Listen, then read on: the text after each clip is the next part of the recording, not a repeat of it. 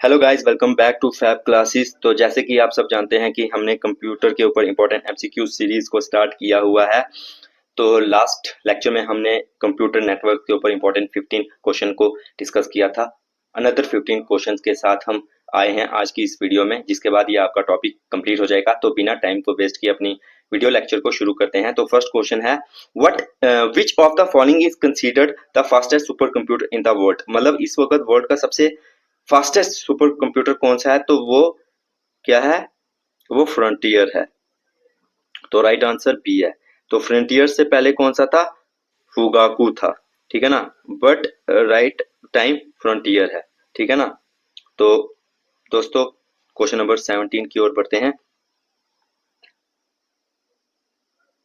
Okay, question number 17 है,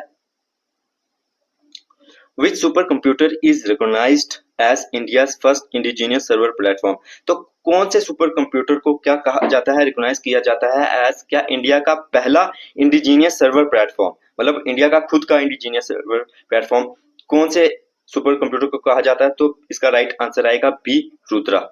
ठीक है ना। तो इसका राइट आंसर आएगा बी, रुद्रा, और ये इंपॉर्टेंट क्वेश्चन है। तो क्वेश्चन नंबर 18 की ओर बढ़ते हैं।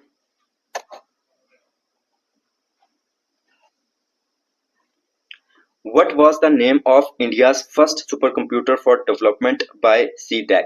तो सिंपली इंडिया का पहला सुपर कंप्यूटर कौन सा था? तो ये तो आपको पता ही होगा। तो इंडिया का सबसे पहला सुपर कंप्यूटर था परम 8000। तो राइट आंसर ए है।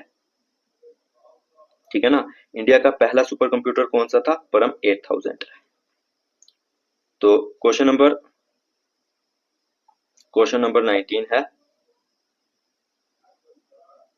क्वेश्चन नंबर 19 है, which Indian super computer is the fastest among the परम सीरीज। देखिए, परम सीरीज में से इंडिया का सबसे फास्टेस्ट सुपर कंप्यूटर कौन सा है? तो सबसे फास्टेस्ट सुपर कंप्यूटर है परम सिद्धि एआई। तो राइट आंसर सी है। 19 का आंसर सी है। ठीक है ना। परम सिद्धि एआई जो है वो इंडिया का फास्टेस्ट परम सीरीज का सुपर कंप्यूटर है। ओके, तो क्वेश्चन नंबर 20 की ओर बढ़ते हैं। Where is the Mihir super computer installed. तो जो इंडिया का सुपर कंप्यूटर महीर है वो कहां पर इंस्टॉल किया गया है? तो वो सिंपली नोएडा में इंस्टॉल किया गया हुआ है। ठीक है ना। तो राइट आंसर सी है। तो ये सभी क्वेश्चन बहुत इंपॉर्टेंट है, नोट डाउन करते रहो। मुझे थोड़ा सा जल्दी है, इस वजह से मैं क्वेश्चन को जल्दी जल्दी करवा रहा हूँ, बट आपका काम है इनको नोट डाउन करना अच्छी तरीके। ठीक है ना, क्योंकि ये आपके सभी एग्जाम्स के लिए ना बहुत ज्यादा इंपॉर्टेंट है। Okay, what is the full form of ASCII? तो ASCII की फुल फॉर्म क्या है? तो सिंपली ए इसकी फुल फॉर्म है American standard code for information interchange. तो राइट आंसर ए है। ठीक है ना। और ये तो बेसिक क्वेश्चन है, लेकिन फिर भी गलत हो जाता है कभी कभार, तो ध्यान देना है। How many bits are used by ASCII to represent a character? तो American standard code for information interchange जो है कितने बिट्स को यूज करता है?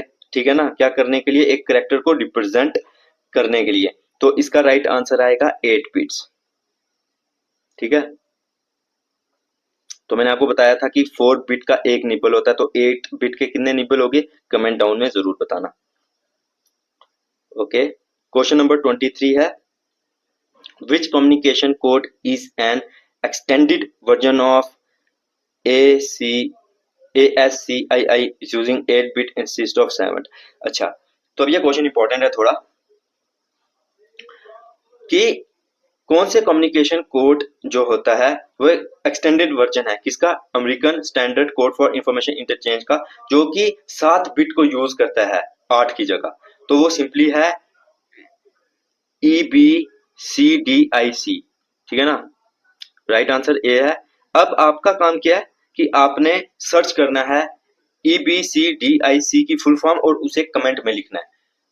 तो मैं इसकी फुल फॉर्म बता सकता हूं, लेकिन मैं चाहता हूं कि आप सर्च करें और बताएं ताकि आपको फिर वो चीज कभी ना भूले। और ये क्वेश्चन इंपॉर्टेंट था, इसको भी याद रखना। और ये थोड़ा एडवांस लेवल का क्वेश्चन है। और ऐसे एग्जाम जो बड़े एग्जाम होते हैं जैसे नायब तहसीलदार वगैरह, जो ऐसे अच्छे एग्जाम होते हैं ना, तो इसमें जैसे कंप्यूटर है ना, तो उसमें से हम एक्सपेक्ट कर सकते हैं कि ज्यादा नहीं बट एक दो अच्छे लेवल के क्वेश्चन भी आ सकते हैं जो कि आपको मतलब जिसे कहते हैं ना फंसा सकते हैं। तो आपको ना पीछे नहीं हटना, आपने हर चीज करनी है। ठीक है।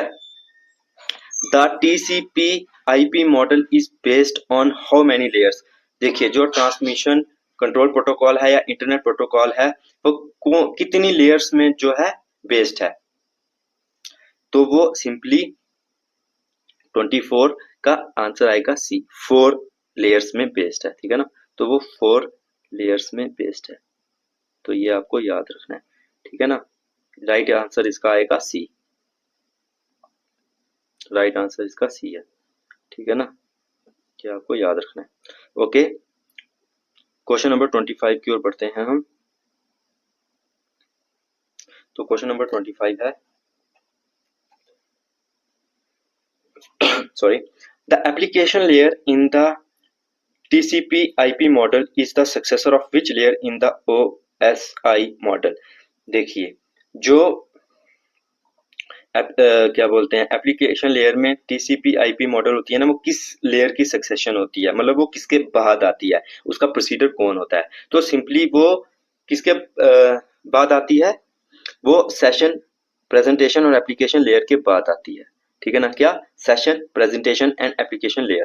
ठीक है ना, तो सिंपली मतलब कि पहले नंबर पर आएगा सेशन, फिर प्रेजेंटेशन, फिर एप्लीकेशन लेयर। तो एप्लीकेशन लेयर के पहले क्या होता है, सेशन और प्रेजेंटेशन। तो बस आपको ये याद रखना है। अब हम 4 क्वेश्चन मिसलेनियस करेंगे।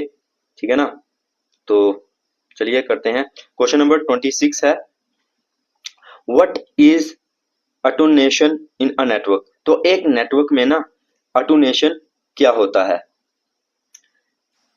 an increase in signal strength, a gradual weakening of a signal, the process of signal regeneration, the conversion of analog to digital signature signals। देखिए 26 का राइट आंसर आएगा B, a gradual weakening of a signal. देखिए कभी भी जब gradually एक signal weak होता रहता है ना, तो उसको हम कहेंगे कि नेटवर्क में क्या है, उसी को हम कहेंगे कि नेटवर्क में अडोटेशन हो रही है। ठीक है ना, तो सिंपली इसका ये मतलब है। आपको ना इतना डीप में जाने की मतलब जरूरत नहीं है कि आपने कौन सा कंप्यूटर के बीच में कोई पीएचडी करनी है, बस आपको ये टर्म्स याद रखनी है क्योंकि एग्जाम में यही कुछ आएगा। तो जिस आपका मेन फोकस होना चाहिए, आपको क्वेश्चन निकालना है। तो ज्यादा डीप डिटेल में जाने की जरूरत नहीं है, बस जैसे अटेंटेशन का मतलब क्या होता है, तो by a gradual weakening of a signal, तो बस इतना याद रखना है। तो ज्यादा मतलब उसमें ना आप घुसने की जरूरत नहीं है, जितना आपके लिए इंपॉर्टेंट है बस उतना करो और खुश रहो। तो क्वेश्चन नंबर 27 है, the term firewall is used to describe a device or software that does work. Simply firewall जो होती है ना, उसका फंक्शन क्या होता है, इसका सिंपली ये पूछा होता है। देखिए फायरवॉल जो होती है ना वो सिक्योरिटी के लिए यूज होती है, अब इतना तो आपको पता है। अब उसका फंक्शन क्या होता है कि वो ट्रैफिक को मॉनिटर करती है नेटवर्क में कि कौन सा जो जिसे कहते हैं ना ट्रैफिक अच्छा है कौन सा नहीं। तो इसका राइट आंसर ए आएगा, वो मॉनिटर करती है ट्रैफिक को किसमें, नेटवर्क पे। बस इसका राइट आंसर ए आएगा। ओके, क्वेश्चन नंबर 28 की ओर बढ़ते हैं। ठीक है ना, क्वेश्चन नंबर 28 है, which of the following is a network protocol. इनमें से कौन सा जो है वो नेटवर्क प्रोटोकॉल है, F T P, USB, H D M I या लैन। देखिए नेटवर्क प्रोटोकॉल सिंपली इनमें से है, देखिए इनकी फुल फॉर्म क्या है, फाइल ट्रांसफर प्रोटोकॉल। ठीक है ना, फिर यूनिवर्सल सीरियल बस, ये किसके लिए यूज होता है, और ये दोनों बहुत इजी हैं जो कि आप कॉमन डे में, ये तो खैर नहीं यूज करते लोकल एरिया नेटवर्क, लेकिन HDMI की आप फुल फॉर्म मुझे बताएंगे। ठीक है ना, हाई डेफिनेशन मल्टीमीडिया, मतलब अब मैंने आपको हिंट भी दे दिया, अब आप मुझे ये कमेंट में बता देंगे। ठीक है ना, तो इनमें से नेटवर्क प्रोटोकॉल कौन सा है, तो ए फाइल ट्रांसफर प्रोटोकॉल है इनमें से एक नेटवर्क प्रोटोकॉल, तो राइट आंसर ए आएगा। क्वेश्चन नंबर 29 की ओर बढ़ते हैं, what is the function of a bridge? तो एक ब्रिज का फंक्शन क्या होता है? It connects two or more local area network of the same protocol. It connects different type of networks. It broadcasts data to all devices. It converts analog signal to digital signal. तो simply bridge का क्या function होता है? ये connect करता है दो या दो से ज्यादा लोकल एरिया नेटवर्क्स को जो कि सेम प्रोटोकॉल के हो। तो सिंपली राइट आंसर ए आएगा। ठीक है ना, राइट आंसर ए आएगा। It connects two or more local area networks of the same protocol. तो दोस्तों आज की इस वीडियो में हमने 15 इंपॉर्टेंट क्वेश्चंस को डिस्कस किए जो कि आपके आने वाले एग्जाम के लिए काफी ज्यादा इंपॉर्टेंट रहेंगे। तो अगर आपको वीडियो जरा सी भी अच्छी लगी और आपने कुछ नया सीखा, आपको कोई नया क्वेश्चन आया, तो आप वीडियो को लाइक करके चैनल को भी सब्सक्राइब जरूर कीजिएगा। हम नेक्स्ट टॉपिक के साथ आएंगे। तो बाय।